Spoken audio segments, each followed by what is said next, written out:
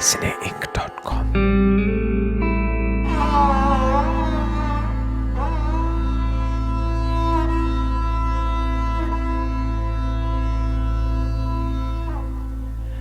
नमस्कार, आदाब। मेरा नाम परवेज़ आलम है और इस वक्त मैं लंदन में विम्बलडन के इलाके में एक किसी के रिहाइशगाह पे मौजूद हूँ और मेरे साथ बहुत दिलचस्प पैनल है। सबसे पहले आपसे मिलते हैं बैरिस्टर सिबगतुल्लाह कादरी।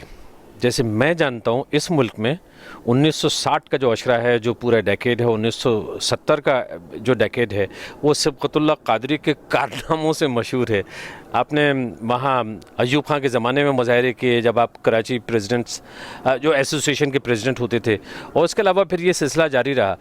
सिबगतुल्लाह कादरी साहब, ये भी बात सही है कि आप इस मुल्क में पाकिस्तान के पहले क्यूसी हुए, क्वींस काउंसिल? जी हाँ, पहला मुसलमान था, पहला पाकिस्तानी एशियन। हाँ, ये सही है। यानी इससे पहले जो क्यूसी होते थे यानी क्वींस काउंसिल, वो क्या हुए नहीं? क्या हुआ? क्या अंग्रेज ने बैरिस्टर बनाए थे, कायद आज़म बैरिस्टर होते थे, बड़े लोग खुशी से जाते थे बैरिस्टर। आज तक लोग अपने आप को बैरिस्टर कहते हैं, डॉक्टर की तरह।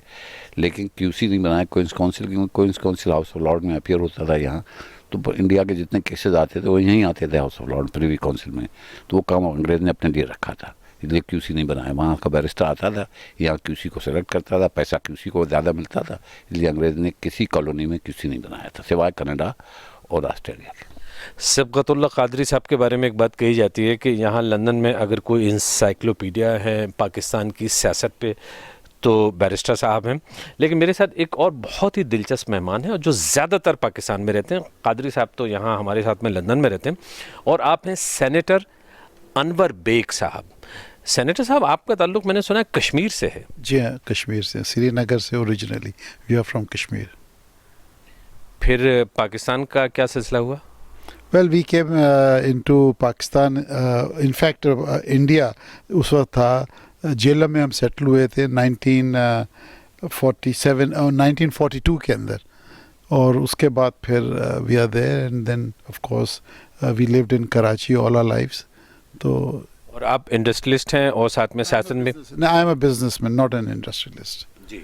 और साथ में मैं ये भी वजाहत करना पसंद करूँगा कि सेनेटर साहब पाकिस्तान पीपल्स पार्टी से सेनेटर हुए, लेकिन अब से तकरीबन 1.5 साल पहले मुस्लिम लीग नून यानी नवाज शरीफ साहब की मौजूदगी में उस पार्टी में दाखिल हुए। फ़िलहाल जहाँ तक मैं समझता हूँ ये अभी कहीं नहीं है, लेकिन सेनेटर साहब के साथ गुफ्तगू हमारी जारी रहेगी। शाहिद खान साहब। जनाब, शाहिद खान साहब जो हैं वो हमारे साथ के लोगों में हैं और सहाफ़ी हैं, और कई पाकिस्तान की टीवी चैनल्स के साथ में सिलसिला रहा, उनके न्यूज़ एंड करंट अफेयर्स के हेड भी रहे हैं। शाहिद साहब, सोशल मीडिया पे आप ज़बरदस्त एक्टिव हैं पाकिस्तान के हवाले से, किस तरह की सरगर्मियाँ रहती हैं आपकी? असल में आज का रिसेंटली मैंने कुछ मोबाइल टेलीविज़न और मोबाइल कॉन्सेप्ट पे काम किया था, रिसर्च। तो उसमें जो अंदाज़ा हुआ ख़ास तौर से वो ये कि आज का दौर टेलीविज़न का नहीं बल्कि मोबाइल का है और सोशल मीडिया का। सोशल मीडिया में आपके पास दुनिया मिलती है, कोई एक ख़ित्ता नहीं होता, और उसमें लाखों की तादाद में लोग उसको देखते हैं और समझते हैं, और उसमें आपको एक ओपननेस है जिससे आप बात कर सकते हैं। तो हर तरीके की, हर सोच की हम बात करते हैं उसमें। ख़ास तौर से क्योंकि मेरा सब्जेक्ट पाकिस्तान और पाकिस्तान की पॉलिटिक्स है, तो उस पर बहुत सारी वैरायटी के साथ, बहुत सारी सोच के साथ तमाम पार्टीज़ को लेके चलना एक कठिन लेकिन बड़ा अच्छा काम है, मज़े का। कठिन तो है, लेकिन साथ ही साथ मैंने ये देखा है कि मैं बहुत बार आपके हवाले से पाकिस्तान को समझने की कोशिश करता हूँ, इसलिए कि इतनी सारी पोस्ट इनकी वहाँ रहती हैं और बड़ी दिलचस्प होती हैं। मुबीन रफ़ीक साहब मेरे साथ मौजूद हैं। आप तो इंडस्ट्रियलिस्ट हैं, क्योंकि अब मैंने अभी सेनेटर साहब से कह दिया इंडस्ट्रियलिस्ट तो बुरा मान के, उन्होंने कहा नहीं मैं बिजनेसमैन हूँ, इंडस्ट्रियलिस्ट नहीं हूँ। हालांकि मुझे ये नहीं पता फ़र्क क्या होता है। नहीं जी, फ़र्क तो एक तरह से नहीं होता, दोनों जो है मुल्क की खिदमत कर रहे होते हैं। एक बिज़नेस के तरह ट्रेडिंग वगैरह करते हैं, जो दूसरे इंडस्ट्री का ये है कि क्योंकि मेरे वालिद पाकिस्तान में सबसे पहले 48 में इंडस्ट्री लगाई, तो ज़ाहिर है इट्स इन माई फैमिली। तो और उसमें बचपन से सब देखा है कि किस तरह से इंडस्ट्री चलती है, क्या प्रॉब्लम्स हैं। तो been very very close, and then I got involve with my father when I did my graduation 77। So I think उससे जो फिर हमने उस वक्त पाकिस्तान में एक बहुत ही मुख्तलिफ एक्टिविटी थी, और उस ज़माने में انڈسٹریلائزیشن کی طرف جا رہے تھے تو I was there the right time and I know exactly everything what went wrong what happened.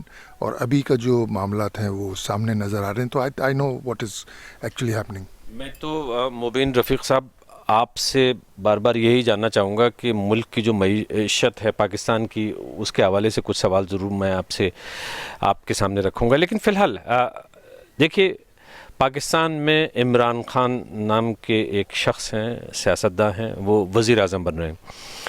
میں یہ جاننا چاہتا ہوں، بہت سارے ایسے لوگ یہ تو جانتے ہیں کہ وہ کرکٹ کھیلتے تھے، یہ بھی جانتے ہیں کہ کپتان رہے ہیں اور ورلڈ کپ جیتا، لیکن ان کی سیاست کے حوالے سے بیرسٹر صاحب بہت کم لوگ واقف ہیں کہ ایکچولی عمران خان کی سیاست ہے کیا، یہ عمران خان ہیں کون؟ عمران خان ابھی بھی کرکٹر ہیں. انہوں نے آپ نے دیکھا ہوگا وہ ہمیشہ وکٹ کی بات کرتے ہیں، کون سا وکٹ گرا، کیا ہوا.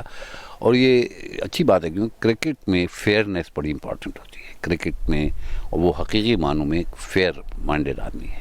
اس نے جو اپنی پارٹی بھی بنائی اس کا نام تحریک انصاف رکھا. جہاں میرا خیال ہے عمران خان کی والدہ کے انتقال کے بعد انہوں نے جب اسپتال بنایا اس کے لیے جو عوام سے ملے تو انہیں اندازہ ہوا کہ پاکستان کے عوام کتنے فراخ دل ہیں لیکن کتنی مجبوریوں کا شکار ہیں، کتنی مشکلات کا شکار ہیں. اور اس وقت انہوں نے کہا انصاف نہیں ہو رہا، کرپشن ہے اس ملک میں. لوگوں سے باتیں ہوئی ان کی، وہ پبلک پہ پہلی دفعہ گئے تھے. اس کے بعد سے انہیں اندازہ ہوا کہ پاکستان میں انصاف نہیں ہے، پاکستان جب تک انصاف نہیں ہوتا جمہوریت نہیں آئے گی. اس لیے یکا اور تنہا انہوں نے کچھ نوجوانوں کے ساتھ مل کے تحریک انصاف بنائی تھی، جس میں 20 سال کے بعد آخر میں انہیں کامیابی ہوئی. تقریباً 20-22 سال کے بعد میں کامیابی ہو، اور ایک زمانے میں ان کا مذاق اڑتا تھا کہ یہ خواہ سیاست میں کہیں ہونا ہوانا ان کو کہیں ہے نہیں. لیکن میں تھوڑا سا یہ بھی جاننا چاہتا ہوں کہ جیسے سیاست ہوتی ہے left of the centre, right of the centre, مذہبی ہونا، غیر مذہبی ہونا یا بیچ میں ہونا، عمران خان اس سب میں کہاں ہیں؟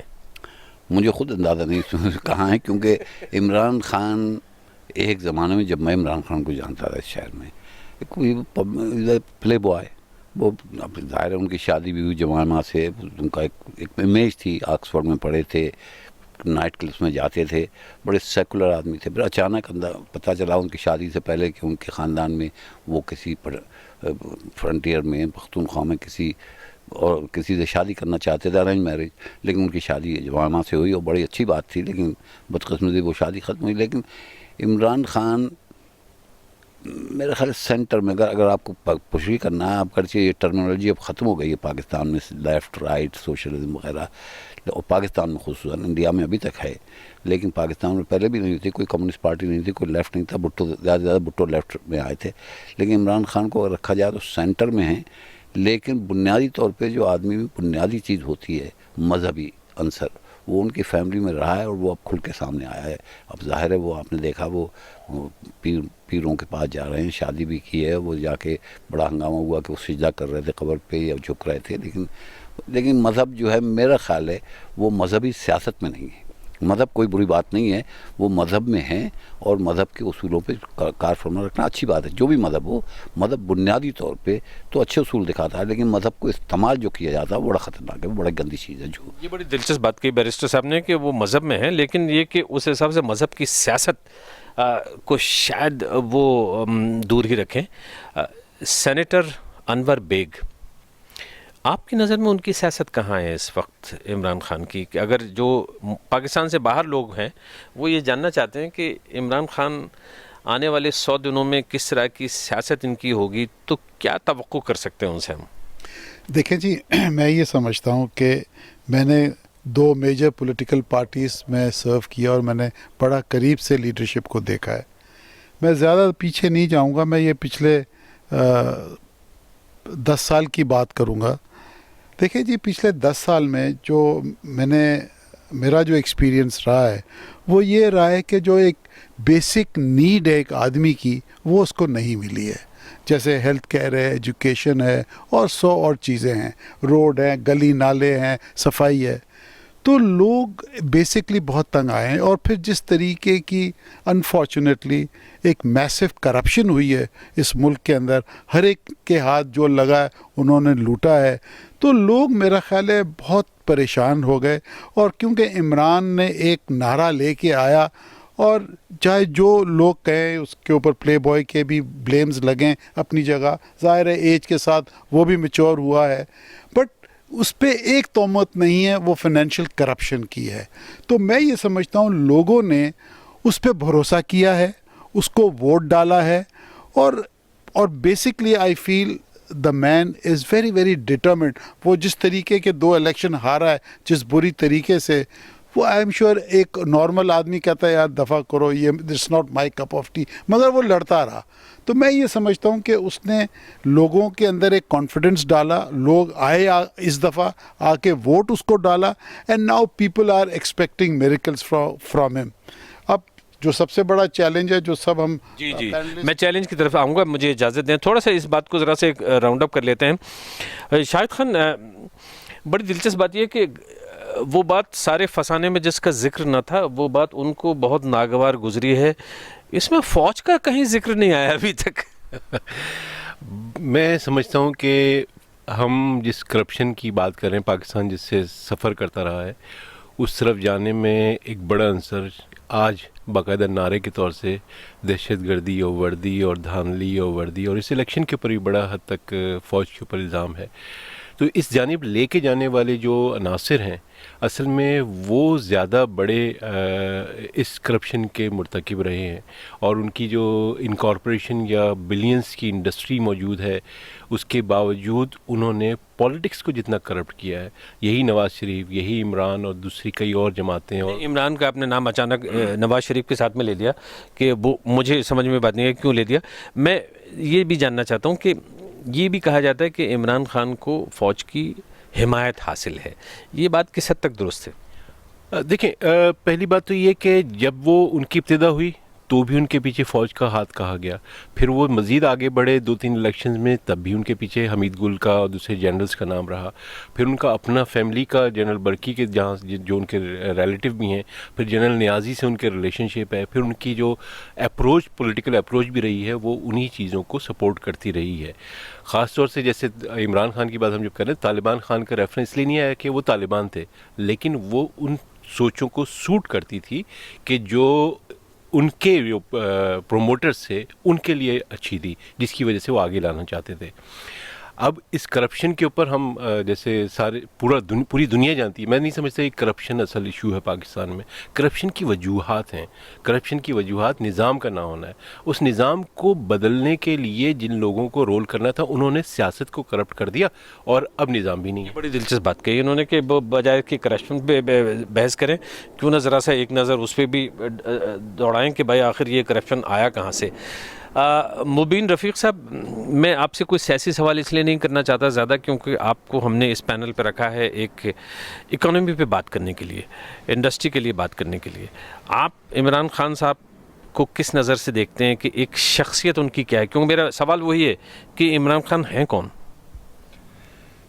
جناب، مین چیز تو یہ ہے کہ جیسے سینیٹر صاحب نے کہا، شاہد صاحب نے کہا، قادری صاحب نے کہا کہ ڈیموکریسی فوج سب پاکستانی ہیں، سب چاہتے ہیں کہ پاکستان ترقی کرے، اور ترقی کرنے کے لیے جو ہے سب سے امپورٹنٹ چیز یہ ہے کہ یو نیڈ سنسیئرٹی، اور آپ کو کام کرنا پڑے گا. اب پرابلم سب سے بڑا یہ ہے کہ جب فوج آتی ہے یا ڈیموکریسی آتی ہے، وہی لوگ بیٹھے ہوئے ہیں. اب آپ ان سے کیا ایکسپیکٹ کریں گے؟ ابھی تو اٹس ٹو ارلی ٹو سے اینی تھنگ. ابھی تو وہ پرائم منسٹر بنیں گے. اس کے بعد جو مین پرابلم ہے کہ جی کس طرح سے وہ بل پاس کروائیں گے، 2/3 میجورٹی سینٹ کے پاس ہے. اس کے بعد کس طرح سے انڈسٹریز کو وہ، کیونکہ سب سے امپورٹنٹ چیز یہ ہے کہ جی آپ کو ہر حالت میں ویلتھ جنریٹ کرنی ہے ملک کے اندر.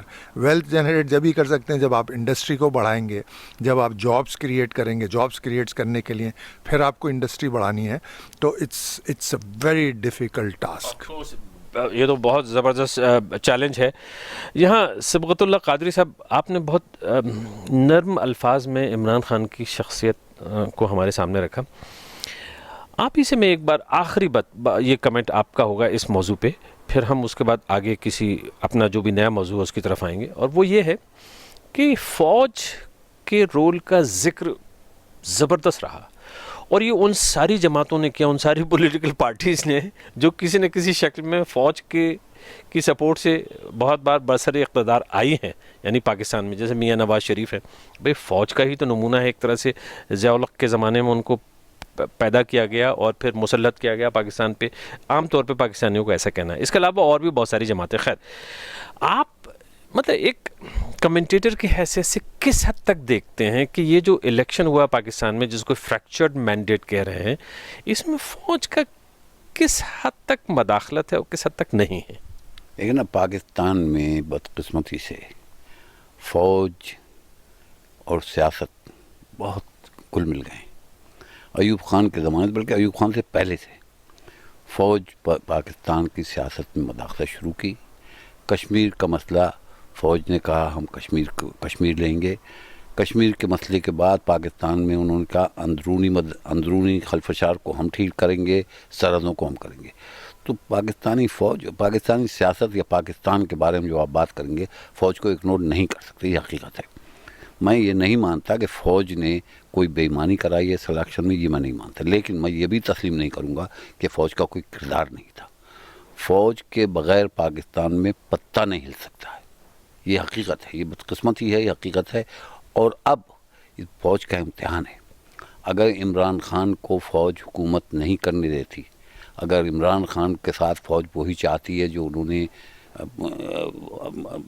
نواز شریف کے ساتھ کی، کیوں یاد رکھیں آپ، بھٹو صاحب بھی فوج کی پیداوار تھے، نواز شریف بھی فوج کی پیداوار تھے۔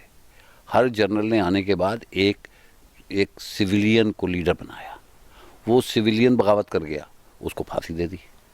ایک اور سویلین بغاوت کر گیا، وہ جیل میں، اس کا نام نواز شریف ہے۔ اب عمران خان کے ساتھ کیا ہوتا؟ پاکستان کی فوج کی ذمہ داری ہے کہ اب وہ پاکستان کو ترقی کرنے دے، اب وہ اپنا کام کرے، پاکستان میں جو الیکٹڈ لوگ ہیں وہ اپنا کام کریں۔ عمران خان کیا کوئی آسمان سے فرشتہ بھی آ جائے، بدقسمتی سے وہ کامیاب نہیں ہوگا جب تک فوج مداخلت نہیں کرے گی۔ فوج کو چاہیے کہ وہ اپنے بیرکس میں جائے، فوج کو عمران خان کی کامیابی صرف اسی وقت ہو سکتی ہے اور نیشن کی کامیابی جب فوج مداخلت کرنا بند کر دے۔ تو یہ ٹیسٹ ہے نہ صرف عمران خان کا بلکہ فوج کا بھی، کیونکہ پاکستان میں فیوڈلزم ہے، پاکستان میں جو ریفارم نہیں ہوئی فیوڈل صرف فوج کی وجہ سے، کیونکہ پاکستان میں اب تک ملا، جاگیردار اور فوج کا رواج حکومت قائم رہی۔ یہ سب جمہوریت تو آنے جانے کی چیز ہے، لیکن اب وقت آ گیا ہے کہ ایک ایسا لوگ سے نوجوان کہتے ہیں، اتنا نوجوان نہیں میرے مقابلے میں، پھر بھی نوجوان ہے، لیکن پاکستان میں ایک ایسا شخص آیا جس کی ایمانداری پہ کسی کو شک نہیں ہو سکتا، جو کرپٹ نہیں ہے، جس نے آج تک کوئی سیاسی فائدہ کسی سے نہیں اٹھایا۔ اس لیے ضرورت اس امر کی ہے کہ اس آدمی کو کرپٹ لوگوں سے بچایا جائے، کرپٹ بننے سے بچایا جائے، کیونکہ فوج، بدقسمتی ہے کہ فوج کے کچھ جنرلوں نے لوگوں کو کرپٹ کیا ہے۔ کرپشن بھٹو کے زمانے میں اتنا نہیں تھا، کرپشن حقیقت میں پاکستان میں ضیاء الحق کے زمانے میں پیدا ہوا۔ ضیاء الحق نے ایجاد کیا جو بڑھتا چلا گیا، اور نواز شریف جیسا کہ اور لوگوں کا، نواز شریف کو شکایت یہ ہے کہ فوج نے اس کی سپورٹ بند کر دی، لیکن فوج نے سپورٹ عمران خان کو کرنی شروع کیا۔ آئی ہوپ کہ فوج سپورٹ نہیں کر رہی، اور فوج کی سپورٹ کی ضرورت نہیں ہے عمران خان کو، ہوگی۔ اور پاکستانی قوم کے لیے بھی ٹیسٹ ہے کہ حقیقت میں اگر پھر فوج نے مداخلت کی، اگر یہ لگتا ہے تو پاکستان کی فوج کو پاکستان کو سڑکوں پہ آنا پڑے گا۔ پاکستان کو اب موقع آ گیا ہے کہ وہ ٹرکی کی طرح سڑکوں پر آئیں اور اپنے الیکٹڈ لوگوں کی سپورٹ کریں۔ آپ نے کہا ٹرکی کی طرح لوگوں سڑکوں پہ ہیں، لیکن وہ تو سڑکوں پہ ہوا جو اردوغان صاحب ہیں وہ تو جیت گئے، ان کو ایک بڑی تعداد میں لوگ ڈکٹیٹر کی شکل میں بھی دیکھتے ہیں۔ ڈکٹیٹر دیکھیں نا، یہ بڑی بدقسمتی کی بات ہے، ڈکٹیٹر کی کوالٹیز ہوتی ہیں۔ ہٹلر بھی ڈکٹیٹر تھا، ہٹلر کو لوگوں نے سپورٹ کیا جبکہ وہ انتہائی غلیظ کام کر رہا تھا، یہودیوں کو گیس چیمبر بھیج رہا تھا، لوگوں کو اندازہ نہیں تھا۔ پھر بھی ڈکٹیٹر کیوں لوگ سپورٹ کرتے ہیں ڈکٹیٹر کو؟ کیونکہ ڈکٹیٹر ان کی بنیادی ضروریات پوری کرتا ہے۔ لیکن اردوغان نے ڈکٹیٹر کی طور کرتے ہیں کہ اس نے کنٹرول کیا، لیکن اردوغان میں ٹرکی میں ایک انقلاب پیدا کیا، عوام کی بنیادی ضروریات کی طرف اس نے توجہ دی، کسی حد تک کامیاب ہوا، اور اس کی وجہ سے عوام سڑکوں پر آئے، کیونکہ انہیں فوج کا تجربہ تھا۔ ٹرکی میں فوج نے مسلسل حکومت کی ہے، لیکن ٹرکی میں عوام کی کے فائدے کے لیے حکومت نہیں کی. اسی طرح پاکستان میں فوج مسلسل حکومت کرتی رہی ہے لیکن فوج مسلسل فیل ہوئی ہے. ہمیشہ آگے کہا ہے میرے عزیز ہم وطنوں ہم تمہارے مسائل حل کریں گے, لیکن ہم وطنوں کی ایسی کی تیسی فوج نے کی ہے. بہت دلچسپ بات ہے, بہت ہی دلچسپ بات ہے جس طرح سے آپ نے موازنہ کیا, کمپیریزن کیا ہے ترکی اور پاکستان کے ساتھ میں. سینیٹر انور بیگ, آپ نے تو باقاعدگی سے سیاست کی ہے اور سیاست بھی مطلب اتنی زبردست کی ہے کہ ابھی آپ تقریباً 2 سال پہلے پاکستان پیپلز پارٹی کی طرف سے سینیٹر تھے اور اس کے بعد میں پھر مسلم لیگ نواز شریف میں شامل ہوئے اور اب غالباً آپ جہاں تک میں سمجھتا ہوں کہیں پہ بھی نہیں ہے, اس لیے آپ کو بہت زیادہ اس بات کا اندازہ ہے کہ وہ 100 دن کا جب وعدہ کرتے ہیں عمران خان وزیر اعظم بننے کے بعد میں کہ ملک کی تقدیر بدلنے کی کوشش کریں گے, ان 100 دن میں وہ آپ کے نقطۂ نظر سے, آپ کے درشٹیکون سے, پوائنٹ آف ویو سے وہ کیا ٹاپ ایجنڈا ہو سکتا ہے؟ نمبر 1, کس چیز کو آپ رکھیں گے جو ان کے لیے سب سے بڑا چیلنج ہے؟ دیکھیں, سب سے پہلے میں یہ سمجھتا ہوں جیسے کرکٹ میں کہتے ہیں سلیکشن آف دا ٹیم, اس ٹیم سے اب پتہ چلے گا کہ how serious and how good people he has, اور ٹیم سے ہر ایک کو اندازہ ہوگا جس کو ایک شعبہ دیا جائے گا, فنانس ہے, فارن افیئرز ہے, اکنامک افیئرز ہے. I think that will be gauged کہ بھئی عمران کیسے لوگوں کو لا رہا ہے. پھر یہ جتنی ہماری کارپوریشنز ہیں, اسٹیٹ اونڈ کمپنیز ہیں, یہاں کی اپوائنٹمنٹس کیسے یہ کرتا ہے, کون سے لوگ یہ لگاتا ہے. پھر جیسے اسٹیل مل ہے, پی آئی اے ہے, دیز بگ ہاتھی جو ڈوب رہے ہیں, ان پہ لوگ کیسے لگا رہے ہیں. تو میں یہ سمجھتا ہوں یہ جو فرسٹ 90 ڈیز کے اندر جو اپوائنٹمنٹس ہوں گی, پالیسی تو بعد میں آئے گی, اس سے ایک اندازہ لوگوں کو ہو جائے گا کہ how serious he is to uplift the economy of the country. تو مجھے اجازت دیں, میں اپنی طرف سے آپ سب پینلسٹ کی طرف سے ایک ٹاپک رکھ ہی دیتا ہوں کہ شاید اس وقت عمران خان کے سامنے سب سے بڑا چیلنج ہے معیشت. یوں تو سیاسی جوڑ توڑ بھی ہے جس میں فریکچرڈ مینڈیٹ ہے, ان کو میجورٹی بھی لگانی ہے, کسی طرح سے پارٹیز کو خوش رکھنا ہے, ٹیلنٹڈ لوگوں کو لانا ہے, لیکن جو سب سے بڑا چیلنج ہے وہ ہے پاکستان میں کہ اکانومی جو ہے اس کی بری حالت ہے. اس طرح کی خبریں آ رہی ہیں اخباروں میں, تقریباً $12 بلین کی مدد فوری طور پہ چاہیے. ایک عمر اسد صاحب ہیں جن کا نام بار بار آتا ہے کہ شاید وہ وزیر خزانہ ہوں, وزیر مالیات ہوں پاکستان کے, انہوں نے کہا کہ 12 بلین ہم کو چاہیے اور یہ قرضہ IMF سے آئے گا. یہ میں کہہ سکتا ہوں کہ چیلنج سب سے بڑا معیشت ہے, اکانومی ہے. 100% سب سے بڑا پرابلم ہے اپنے اکنامک ہیلتھ آف پاکستان. دیکھیں, I wish good luck to Asad Umar, but Asad Umar unfortunately is not an economist. He is a graduate MBA from Karachi. He needs a good economic team to advise him.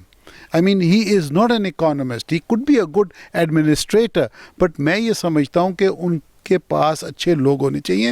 اور سب سے بڑی بات یہ ہے کہ جو ہم نے ری پیمنٹس کرنی ہے لونز کی اور یہ جو انٹرسٹ پیمنٹ کرنی ہے, یہ پیسہ کہاں سے آئے گا. میں یہ سمجھتا ہوں کہ IMF کے پاس اگر آپ گئے, وہ پیسے تو دے دیں گے رو دھو کے, بٹ پھر ان پہ جو کنڈیشنز اٹیچ کریں گے وہ سب پبلک کے اوپر جائے گا, پھر وہی رونا دھونا شروع ہوگا. I think he has to think outside IMF, outside going to بھئی یہ پیسہ ہم نے کیسے جنریٹ کرنا ہے. بڑی دلچسپ بات کی آپ نے, اس لیے کہ ابھی تو IMF سے کہا بھی نہیں ہے, مانگا بھی نہیں ہے, لیکن پہلے سے جو امریکن فارن سیکریٹری ہیں پومپیو صاحب, انہوں نے بہت دلچسپ بات کہہ دی. انہوں نے کہا کہ ایسا ہے کہ ایسا نہ ہو کہ IMF قرضہ دے اور وہ جو پیسہ ملے گا وہ چائنا سے جو قرضہ لے رکھا ہے پاکستان نے اس کی ادائیگی میں چلا جائے گا. یہ مسئلہ ہے کیا؟ سی پیک پاکستان اور چائنا کے بیچ میں جو معاہدہ ہے اور وہ اس راہداری کو بنانے کا ہے جو وہاں سے چائنا سے لے کے پاکستان کے سمندر تک کی ایک سڑکوں کا طریقہ کار ہے جس میں کشمیر اور انڈیا سے بھی آتا ہے. اور اس چیز میں انڈیا کا بھی کافی وہ ہے جس کی وجہ سے پاکستان کو انڈیا سے تعلق بھی بنانا پڑ رہا ہے. سی پیک کی جو کنڈیشنز بنائی گئی ہیں, جس انداز سے رکھا گیا ہے, اس کی جو پیمنٹس ہیں پاکستان کے اوپر اس وقت, اسی چیز کو پومپیو نے بھی کہا ہے کہ سی پیک کو پیمنٹ کرنے کے لیے ہم آپ کو IMF کی طرف سے لون نہیں دینا چاہتے, اس کو ہمیں دیکھنا پڑے گا کیونکہ ان کی ریزرویشن ہے چائنا کی انٹرفیئرنس اس ملک کے اندر.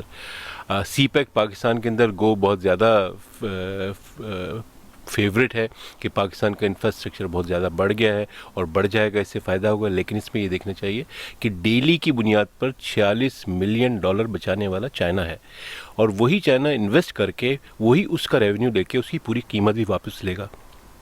अपनी ही बचत के लिए, अपने ही कारोबार, अपनी इकनॉमी को संभालने के लिए वो पाकिस्तान के रास्ते को, उस राहदारी को जिसके ज़रिए कई हज़ार मील का सफ़र जो है वो बचाएगा और अपनी इकनॉमी को बेहतर करने की कोशिश करेगा। तो उसमें आज जो डर है सबसे बड़ा, वो दूसरे ममालिक में, मैं अफ्रीका में भी देख चुका हूँ, श्रीलंका में देख चुका हूँ, कि जिस जिस जगह को चाइना ने डेवलप किया है उसकी रेवेन्यू जनरेशन जब रुकी है तो उसकी 98% तक चाइना लेके जाता है, जिससे लोकल कंट्री को फ़ायदा नहीं होता।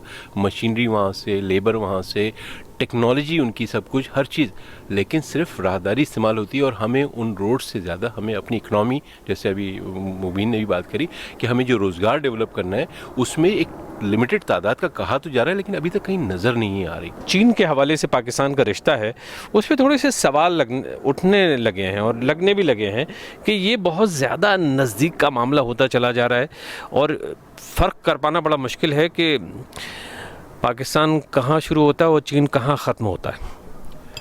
देखें जी, पहली बात तो ये है कि जो आपने बात, बड़ा अच्छा सवाल है कि ये चीन की पाकिस्तान की दोस्ती काफ़ी पुरानी है। तो उस पॉइंट ऑफ व्यू से चाइना को इतनी बड़ी जंप मिली है ग्वादर पोर्ट मिलने के बाद कि पाकिस्तान का डिस्टेंस शंघाई से 12,000 अगर नॉटिकल माइल्स बच जाता है तो तकरीबन 1 महीने का सफ़र या 20-25 दिन का बहुत ज़्यादा है। तो it is the shortest route in a sense to Africa, to Europe. तो उनके लिए बहुत इम्पॉर्टेंट है। और मेरे ख़्याल में अगर पाकिस्तान सही मायने में अगर इसको डील कर ले चाइना के साथ, बिकॉज चाइना के लिए तो it's a life line kind of a thing, तो अगर पाकिस्तान अभी भी एक्चुअली पता तो चले लोगों को कि भाई ये एग्रीमेंट है क्या। इस वक्त प्रॉब्लम सबसे बड़ा ये है कि इंडस्ट्री को जो मेन प्रॉब्लम है वो पानी और बिजली का है। तो चाइना हैज़ द कैपेबिलिटी कि वो पाकिस्तान के अंदर पानी प्रोवाइड कर सकता है, बिजली प्रोवाइड कर सकता है, उससे आपकी इंडस्ट्री चलेगी। अगर आपकी इंडस्ट्री चलेगी तो आपके यहाँ एक वेल्थ क्रिएट होती है तो आप अपना डेट फाइनेंसिंग को मीट कर सकते हैं। तो सबसे इम्पोर्टेंट चीज़ तो ये। अब जहाँ तक घबराने वाली बात तो है नहीं, क्योंकि पहली तो प्रॉब्लम ये है कि पाकिस्तान में कोई प्रॉब्लम होता है तो एकदम से फ़ौज को आप शुरू हो जाते हैं या डेमोक्रेसी के ऊपर शुरू हो जाते हैं। Let's not get into it. सब पाकिस्तान के लोग हैं, काम कर रहे हैं। असल चीज़ ये है कि जी किस तेज़ी के साथ मुशर्रफ के टाइम पे, जब मुशर्रफ साहब आए थे उस वक्त पाकिस्तान के अंदर मेरे ख्याल में $200 मिलियन के करीब सेंट्रल बैंक में थे। And I still remember I was sitting there in central bank रात के 11 बजे एक दोस्त के साथ, तो वो मुझे दिखा रहे थे। तो उस वक्त की सिचुएशन ये थी कि हमारी एक्सपोर्ट बढ़ रही थी, हमारी इंपोर्ट और एक्सपोर्ट मोर और लेस बराबर थी, या थोड़ा बहुत फ़र्क था। लेकिन अभी तो इट्स अ डिज़ास्ट्रस सिचुएशन। हमारी इस वक्त इंपोर्ट कम है और इंपोर्ट डबल है और एक्सपोर्ट हमारी सिंगल है। So this are serious problem, but somehow Pakistan would manage it. ये लोग आए हैं 100 दिन में, इनकी जैसे शाहिद साहब ने और सेनेटर साहब ने कहा कि 100 दिन के अंदर पता चल जाएगा। अगर ये अच्छी पॉलिसी करेंगे, काम करेंगे, बातें नहीं करेंगे, और अगर आपको सही काम करना है तो कौम आपके साथ है। अगर आप उल्टी सीधी टाइम ज़ाया करेंगे, क्योंकि टाइम वी डोंट हैव। मैं समझ सकता हूँ, लेकिन ये कि अगर मैं एक बहुत जैसे ना एक सेंटेंस में अगर आपसे जानना चाहूँ कि वो इकोनॉमी के हवाले से वो क्या एक ऐसा कदम है जो इमरान खान शुरू के 100 दिन में उठाएं और आवाम खुश हो जाएं? जहाँ तक इकोनॉमी का ताल्लुक़ है, आपने देखा इमरान खान के आते ही वहाँ पे बड़ी तवक्कुआत हैं। डॉलर जो है, जो बुरी तरह डॉलर की, पाकिस्तानी रुपए की कीमत गिर रही थी, वो कंट्रोल में आई है। शेयर मार्केट भी ठीक हो रहा है। तो लोगों को तवक्कुआत हैं बहुत, और खुसूसन पाकिस्तान में जो इन्वेस्टर्स हैं उन्हें बड़ी तवक्कुआत हैं। लेकिन एक जुमले में मैं नहीं कह सकता, लेकिन जैसे अभी कहा भाई ने फरमाया कि जी चाइना और पाकिस्तान के बड़े पुराने ताल्लुकात हैं। उससे पुराने ताल्लुकात अमेरिका से हमारे। और मुझे अब तक याद है, मैं नौजवान आदमी था जब सीटो सेंटो वगैरह साइन हो रहा था, कहा जाता है इससे इकॉनमी बढ़ेगी, पाकिस्तान का तहफ़्फ़ुज़ होगा वगैरह वगैरह। लेकिन सब कुछ हम कहते थे उस ज़माने के अमेरिका के इंटरेस्ट में ज़्यादा है, आपके नहीं। इसी तरह अब चाइना आ गया है। चाइना चेयरमैन माओ का चाइना नहीं रहा, चाइना चोनलाई का चाइना नहीं है। चाइना इस वक्त इंटरेस्टेड है फॉरेन मार्केट्स में, वही सब कुछ कर रहा है जो अमेरिका करना चाहिए। इसीलिए अमेरिका को बड़ा गुस्सा आता है चाइना के मामले में। बात सीधी ये है कि आया हम ये CPEC अपने लिए इस्तेमाल करेंगे, या जिस तरह सीटो सेंटो हमने अमेरिका के ग़ुलामी में इस्तेमाल किया, इसी तरह चाइना का करेंगे। बात सीधी ये है کہ عمران خان کو بڑی اچھی اس کے خواہشات ہیں، خواہشات اپنی جگہ IMF میں جانا پڑے گا، کیونکہ یہ کوئی پتوں سے ڈالر نہیں گریں گے، وہ کہاں سے لائے گا؟ اکانومی ہے، اس کو پیسے ادا کرنے ہیں، IMF سے اسے پیسے لینے پڑیں گے. اور یہ کہنا کہ جی پاکستانی عوام سے کہو، اس سے پہلے بھی ہوا تھا، قرض اتارو ملک سنوارو، اس نے نون نے شروع کیا، نواز شریف نے. تو عمران خان کو یہ نہیں چاہیے، آج میں پڑھ رہا تھا کہیں گے جی اوورسیز پاکستانی کہیں گے، وہ چندوں سے ملک نہیں چلتا، یہ ملینز بلینز کا سوال ہے، اس کو جانا چاہیے. لیکن نیگوسیشن میں آپ IMF کی ٹرم پہ سرنڈر نہ کریں آسانی سے. اور سب سے زیادہ مسئلہ یہ ہے کہ پاکستان کی اکانومی کے لیے پاکستان کا پیسہ سوئٹزرلینڈ میں اتنا پڑا ہوا ہے، پاکستان کا اوورسیز پیسہ اتنا کرپٹ لوگ لائیں، پھر کرپشن پہ جاتا ہے. عمران خان وہ کر سکتا ہے، عمران خان برطانیہ سے کہہ سکتا ہے، سوئٹزرلینڈ سے کہہ سکتا ہے ہمارا پیسہ واپس کرو، اپنے لاس کو استعمال کرو. اگر وہ پیسہ واپس آ جاتا ہے IMF میں جانے کی ضرورت ہی نہیں ہے. تو عمران خان کا ٹیسٹ یہ ہے جس بنیاد پہ وہ الیکشن جیتا ہے کہ میں کرپشن کا پیسہ واپس لاؤں گا، اس ملک میں جو باہر لے گئے لوگ پیسہ ان کو واپس لایا جائے گا. اس پہ وہ کہہ سکتا ہے 25% تمہیں مل جائے گا، واپس دے دو کرپٹ لوگوں سے. زرداری کا پیسہ آنا ہے.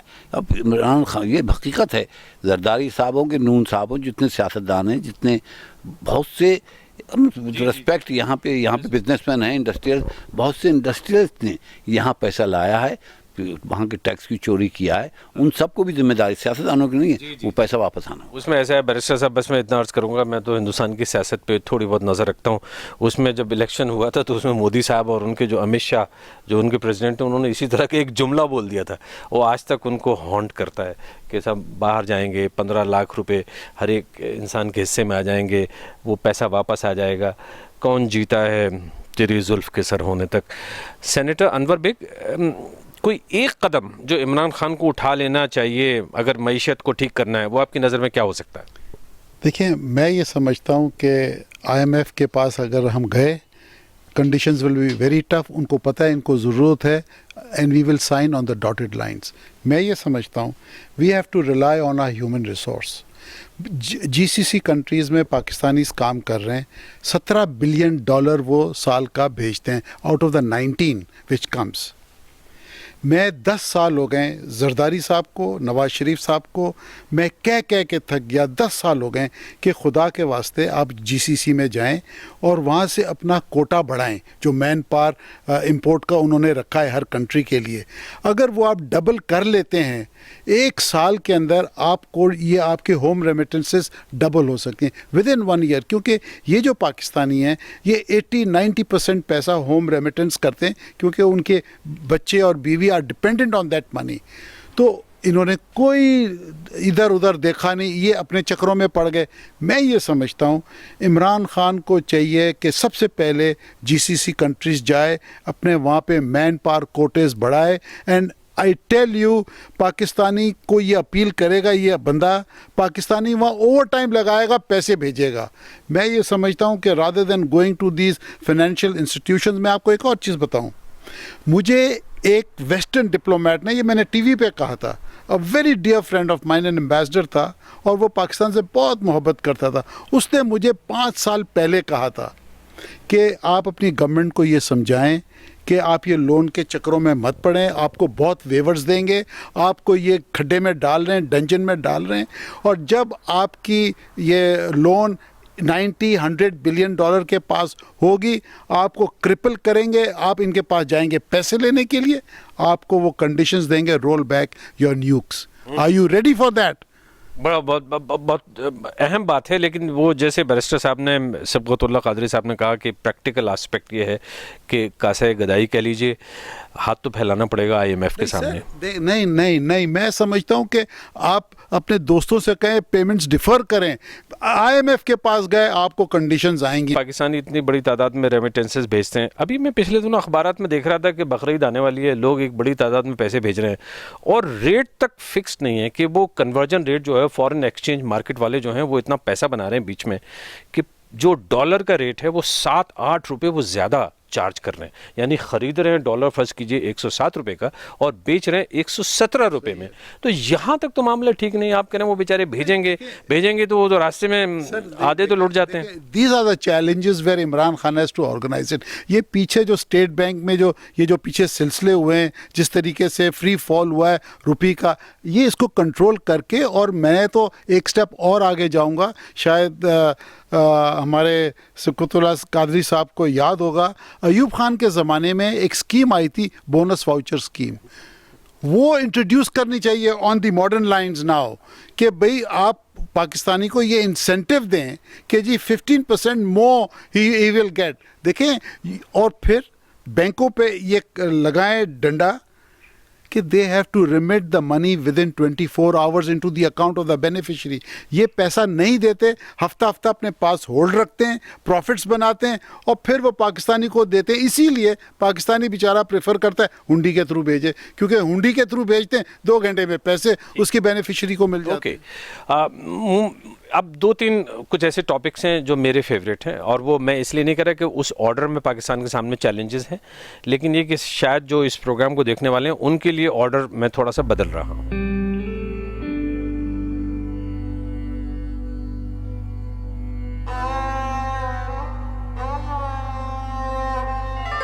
cineinc.com